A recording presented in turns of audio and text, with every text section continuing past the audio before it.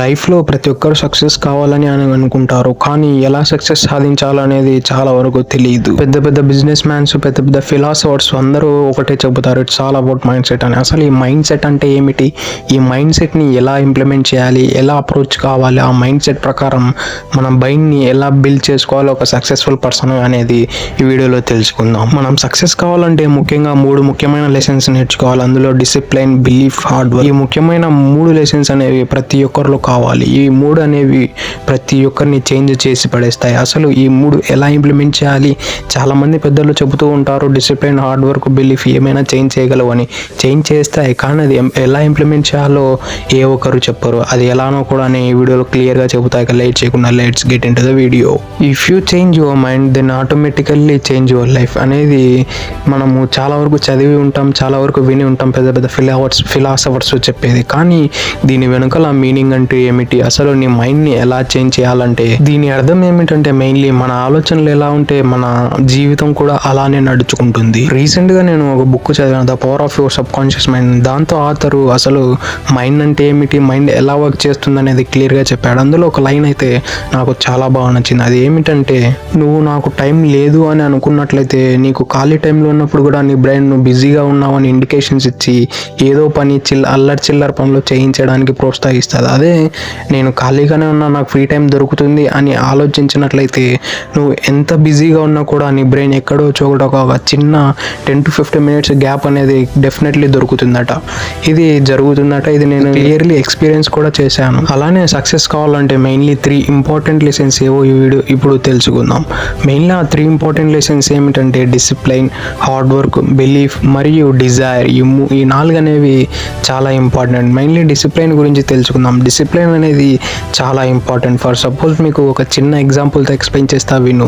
మీకు సచిన్ టెండూల్కర్ చాలా వరకు తెలిసే ఉంటుంది. ఈయన ఒక మ్యాచ్లో 100 కొట్టిన నెక్స్ట్ డే అదేలానే నెట్ ప్రాక్టీస్ చేస్తాడంట.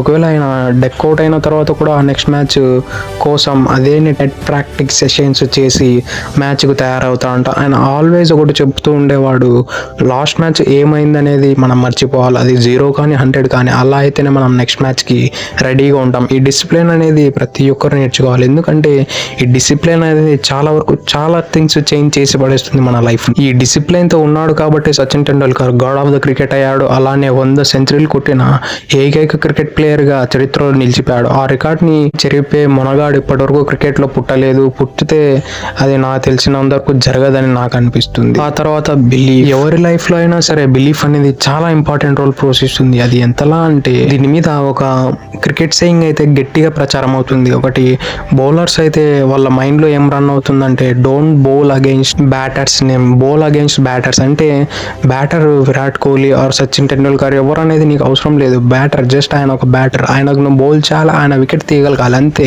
నువ్వు సచిన్ టెండూల్కర్ అంటే నీ మైండ్లో నీ స్కిల్స్ కూడా నువ్వు మర్చిపోయి చాలా వరకు డౌట్ పడతావు. ఇది రియల్ లైఫ్లో Jasprit Bumrah, one of the greatest bowler అయిన జస్ప్రీత్ బుమ్రా కూడా ఫేస్ చేశాడు. ఎర్లీ 2013లో ఆయన జస్ప్రీత్ బుమ్రా ఐపీఎల్లో డెబ్యూ చేసినప్పుడు విరాట్ కోహ్లీ లాంటి దిగ్గజ బ్యాటర్కు బౌలింగ్ వేసినప్పుడు ఈయన విరాట్ కోహ్లీకి వేస్తున్నా అనే ఫియర్ వల్ల వరుసగా 3 బౌండరీలు కన్సీవ్ చేశాడంట. నెక్స్ట్ సచిన్ టెండూల్కర్ వచ్చి నేను ఇందాక చెప్పిన సేయింగ్ అతనికి చెప్పిన తర్వాత అతడు వరుసగా విరాట్ కోహ్లీ, ఏబీ డివిలియర్స్ అటువంటి పెద్ద వికెట్లు తీసి ఆ మ్యాచ్లో డెబ్యూ మ్యాచ్లోనే 3 వికెట్ ఆల్ తీసిన ఏకైక ఇండియన్ ఫాస్ట్ బౌలర్గా చరిత్ర నిలబెట్టాడు ఐపీఎల్లో. కాబట్టి బిలీఫ్ అనేది చాలా జస్ప్రీత్ బుమ్రాలో అంత మంచి స్కిల్స్ ఉన్నాయనేవి సచిన్ టెండూల్కర్ గుర్తించాడు. కానీ జస్ప్రీత్ బుమ్రా అయితే చాలా వరకు తడబడ్డాడు. ఈ మోటివేషన్ లేకుంటే జస్ప్రీత్ బుమ్రా అక్కడే ఖతం అయిపోయి ఉండేవాడేమో. Third lesson, one of the most demanding lesson, hard work. Work hard.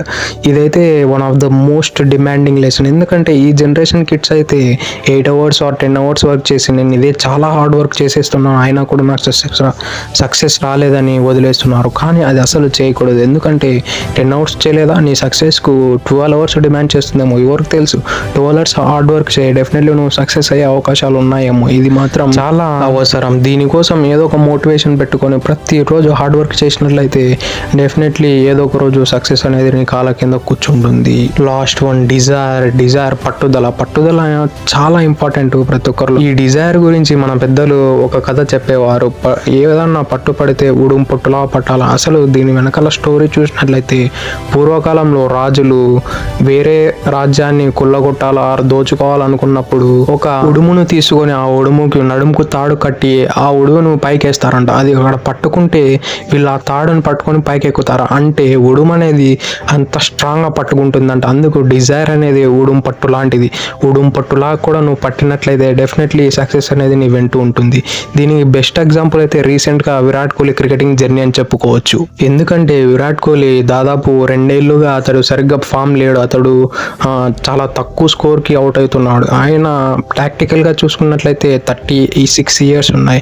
అందరూ ఈ ఏజ్ లో అయితే రిటైర్డ్ ఇచ్చే ఏజ్, కానీ అతడు రిటైర్డ్ ఇవ్వకుండా అతడు రిటైర్డ్ ఇచ్చే ఏజ్ లో సెకండ్ ఇన్నింగ్స్ స్టార్ట్ చేసి తన cricketing life second innings start చేసి దాదాపు 10 to 12 అవర్స్ ప్రాక్టీస్ చేస్తూ మరియు రంజీ ట్రోఫీ లాంటి చిన్న ట్రోఫీలు టోర్నమెంట్లో ఆడి అతని ఫామ్ని బ్యాక్ తెచ్చుకోవాలనే చూస్తున్నాడు. కానీ ఎక్కడే కానీ నెగిటివ్ థింకింగ్ ఎక్కడే కానీ చేయకుండా ప్రాక్టీస్ చేస్తున్నాడు చూడు, అది అతనికి క్రికెట్ పైన ఉన్న డిజైర్. వీటి అన్నిటితో పాటు ప్రతిరోజు మీకు ఏదో ఒక ఇన్స్పిరేషన్ మోటివేషన్ అనేది ఉండాలి. ఎందుకంటే 8 to 10 అవర్స్ డైలీ వర్క్ చేస్తూ ఒకే దానిపైన కొన్ని రోజులు అదే వర్క్ చేయాలంటే ఎవరికైనా బోర్ కొడుతుంది. కాబట్టి ఒక మోటివేషన్ అనేది ఉండాలి. ఆ మోటివేషన్ మీరే రాసుకోవాలి. అది ఎలా ఉండాలంటే మీరు ఎప్పుడైతే బోర్ కొట్టుతుంది ఇది వదిలేయాలని అనుకుంటున్నారో ఆ మోటివేషన్ లైన్ చదివిన వెంటనే మీరు పికప్ అయ్యి డెఫినెట్లీ ఆ వర్క్ను కంటిన్యూ చేసేలాగా ఉండాలి ఆ మోటివేషన్ లైన్. ఇంకా దీనితో పాటు కూడా లైఫ్లో కరేజ్ అనేది చాలా ఇంపార్టెంట్. లైఫ్లో కరేజ్ అనేది చాలా ఎక్కువగా ఉండాలి. ఎందుకంటే